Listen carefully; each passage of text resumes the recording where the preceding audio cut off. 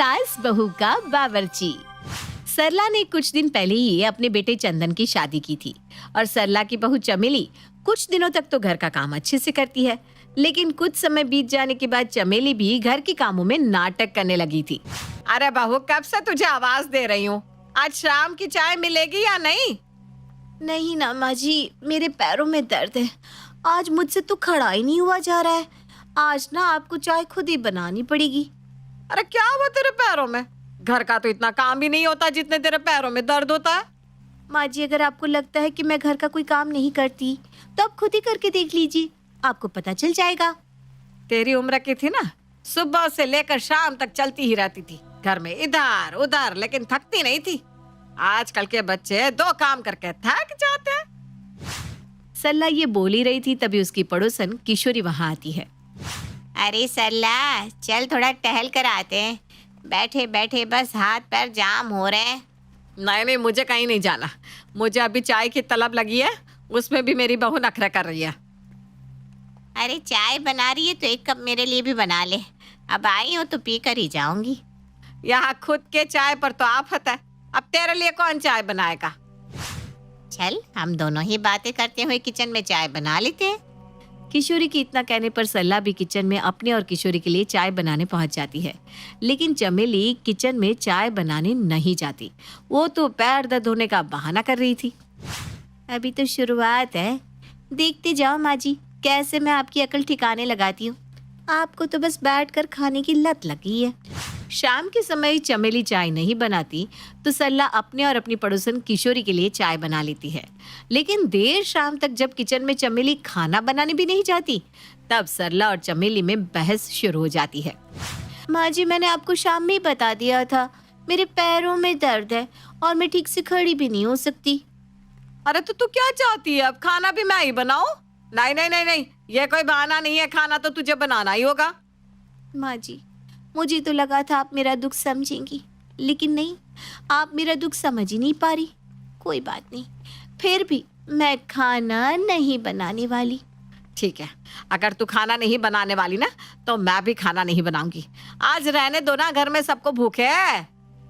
ठीक है माँ जी, जैसी आपकी मर्जी, मेरा क्या है, मैं तो सह भी लूंगी। आप अगर इस उम्र में नहीं खाओगी तो आपको तो 75 तरह की बीमारियां हो जाएंगी, देख लीजिएगा। इतना कहकर चमेली अपने कमरे में फोन पर बातें करने लग जाती है और सरला हॉल में टीवी देखने बैठ जाती है। इधर सरला का बेटा चंदन घर आता है और आते ही सोफे पर बैठते हुए अपनी माँ से कहता है, माँ खाने में क्या बनाया आज? बहुत थक गया हूँ, भूख भी बहुत तेज लग रही है। तेरी बीवी ने आज खाने में जिल्लत बनाई है, जा जाकर खा ले, साथ में अपनी बीवी की गालियां भी खा लियो। अरे माँ, आप ऐसे क्यों बात कर रही हो? क्या बात है, सब ठीक तो है ना? अरे ये जाकर तो अपनी पत्नी से पूछ, वही तेरे लिए अच्छा है। मुझे तो समझ में नहीं आता, सास बहू में कभी बनती क्यों नहीं? अभी तो मेरी शादी को 1 महीना भी नहीं हुआ, कभी मैं आपसे तो कभी उससे ताने ही सुन रहा हूँ। चंदन ऑफिस से थका हारा आता तो है, लेकिन अपनी माँ के ताने सुनकर निराश हो जाता है और जब अपने कमरे में जाता है तो चंदन को उसकी पत्नी भी ताने देती है। अब बेचारा चुपचाप हाथ पैर धोकर सो जाता है। अगली सुबह फिर से चंदन उठते ही अपनी माँ और पत्नी में झगड़ा देखता है। लो, सुबह सुबह महाभारत टेलीकास्ट हो गई। अगर तूने आज खाना नहीं बनाया तो मैं तुझे अलग कर दूंगी। मैं अपने लिए खाना बना सकती हूँ, समझी ना तू? ठीक है माँ जी, तो तय रहा, आप अपने लिए खाना बना लेना, मैं अपने और उनके लिए खाना बना लिया करूंगी। माँ, चमेली, आप दोनों इस तरह खाना बनाने को लेकर क्यों लड़ रही हो? ये कोई बात है क्या? अच्छा होगा तो अपनी बीवी के पल्लू से ही बंधा रहे, मैं अपना बंदोबस्त खुद कर लूंगी। सरला और चमेली अब अपने अपने लिए खाना अलग बनाने लगती हैं। ऐसे ये 4-5 दिनों तक तो चलता है, लेकिन सुबह शाम दोनों एक ही समय पर किचन में खाना बनाने को लेकर भी अब झगड़ने लगते हैं। जब तू देख रही है कि मैं खाना बनाने आई हूँ, थोड़ी देर सब्र नहीं कर सकती? माँ जी, आपको भी तो पता है उनके आने का समय हो गया है, तो आप भी तो थोड़ा सब्र कर सकती थी, लेकिन नहीं, आपको तो पहले खाना बनाना है। तेरा ना बहुत ज्यादा हो रहा है, ये घर मेरा है और इस घर में मेरी ही चलेगी। सरला और चमेली झगड़ रहे थे, तभी उनकी पड़ोसन आती है। अरे अरे सरला, तुम दोनों कुत्ते बिल्ली की तरह क्यों लड़ रही हो? तुम दोनों के लड़ने की आवाज सुनकर मैं घर से दौड़ी चली आ रही हूँ। अरे किशोरी, क्या बताऊं तुझे, तू तो मेरे घर का हाल जानती है, न जाने मेरी किस्मत में यही करमजली लिखी थी। मुझे भी क्या पता था मेरी किस्मत में ऐसी सास लिखी है जो मुझे खाने पर भी आफत कर दे। हाँ हाँ, क्यों नहीं, तुझे तो अपना दिखता ही कहाँ है, सारी गलती तो मेरी है। मैं तो तुझे जैसे भूखा मार रही हूँ ना, दाने दाने के लिए तरसा रही हूँ। सरला और चमेली लड़े जा रहे थे और किशोरी उन दोनों को समझाने में लग जाती है। तभी सरला का बेटा चंदन आ जाता है और ये सब देखकर वो फिर से अपना सर पकड़ लेता है। इस घर में आना मेरे लिए कितना मुश्किल हो गया है। सुबह शाम हर समय सिर्फ दोनों झगड़ते ही रहते हैं। आ गए आप। देखिए अब तो मैं अपने लिए खाना भी नहीं बना सकती। अब मैं खाना बनाने जाती हूँ तो माँ जी पहले किचन में आकर किचन को बिजी कर देती है। अरे इस उम्र में मुझसे धीरे धीरे काम होता है तो मैं क्या करूँ, तू ही बता बेटा। देखो आप दोनों झगड़ना बंद कर दो और मिलजुल कर रहो, वरना किसी दिन मैं पागल हो जाऊंगा। मैं तो एक पल को समझ भी जाऊं, लेकिन आपकी माँ है कि समझने का नाम ही नहीं लेती, हर वक्त उल्टा बोलती रहती है बस। हाँ, तू अपनी माँ को ही घूर, तेरी बीवी का तो कोई कसूर ही नहीं है। देखो माँ और चमेली, मैं आप दोनों की इस प्रॉब्लम को सॉल्व कर देता हूँ। कल सुबह से सुबह और शाम का खाना मैं ही बनाया करूंगा बस। चंदन इतना बोलता है कि सरला और चमेली चंदन को देखते हुए एक साथ बोल पड़ती हैं। सच में तू खाना बनाएगा? सच में आप खाना बनाएंगी? हाँ हाँ, खाना मैं ही बनाया करूंगा। अब तो आप दोनों लड़ना बंद करो। इतना सुनने के बाद सरला और चमेली खुश हो जाते हैं और अगली सुबह चंदन जल्दी उठकर सबके लिए खाना बनाता है। और जब चंदन ऑफिस चला जाता है तो चमेली अपनी सास के पास जाती है और अपनी सास से माफ़ी मांगते हुए कहती है, माँ जी मुझे माफ़ करना, मैंने आपको गुस्से में जो भी कहा हो उसके लिए। वैसे भी अब हमें नया बावर्ची मिल गया है तो हमारे बीच के गिले शिकवे को मिटाया जाए। देख, गुस्सा तो मैं भी नहीं हूँ तुझसे, क्योंकि अब चंदन खाना बनाने लगा है। और तू सही कह रही है, हमारा नया बावर्ची समय पर खाना बना लिया करता है। लेकिन माँ जी उनके सामने अगर हम दोनों ऐसे बात करेंगे तो वो खाना बनाना छोड़ देंगे। हाँ बहू, तू ठीक कह रही है। जब भी चंदन आए तो तू मुझसे बात ही मत करियो, और मैं भी ना तुझे ताने देती रहूंगी। अब देर शाम भी चंदन ऑफिस से आता है। वो हाथ पैर धोने के बाद खाना बनाने में लग जाता है।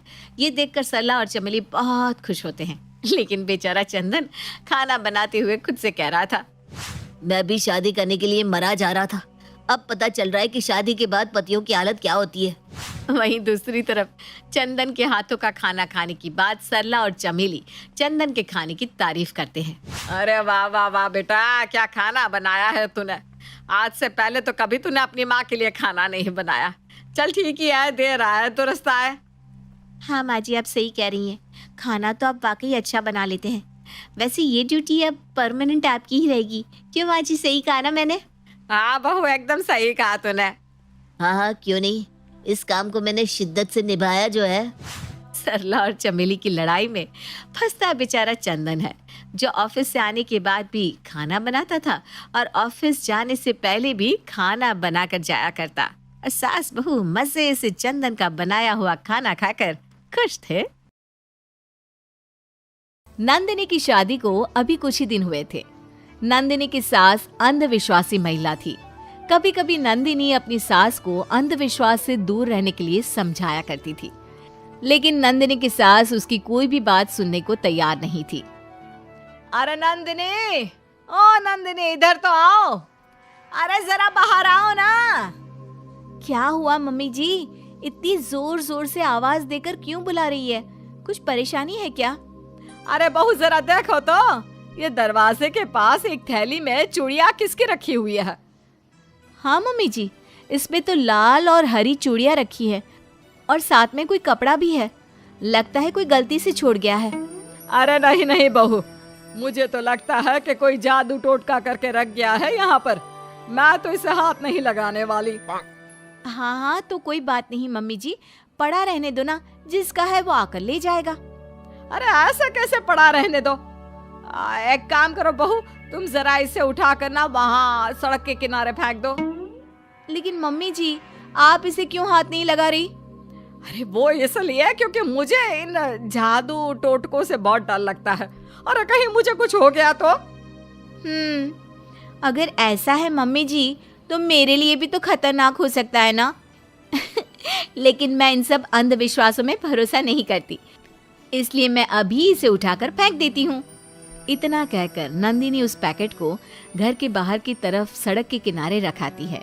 अगले दिन जब नंदिनी की कामवाली घर पर काम करने आती है, नंदिनी की सास उससे पूछताछ करती है।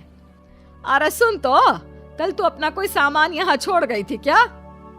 हाँ मालकिन, वो कल दूसरी मैडम ने मुझे कुछ पुरानी चूड़ियाँ दी थी, गलती से आप ही के घर पर रह गई थी।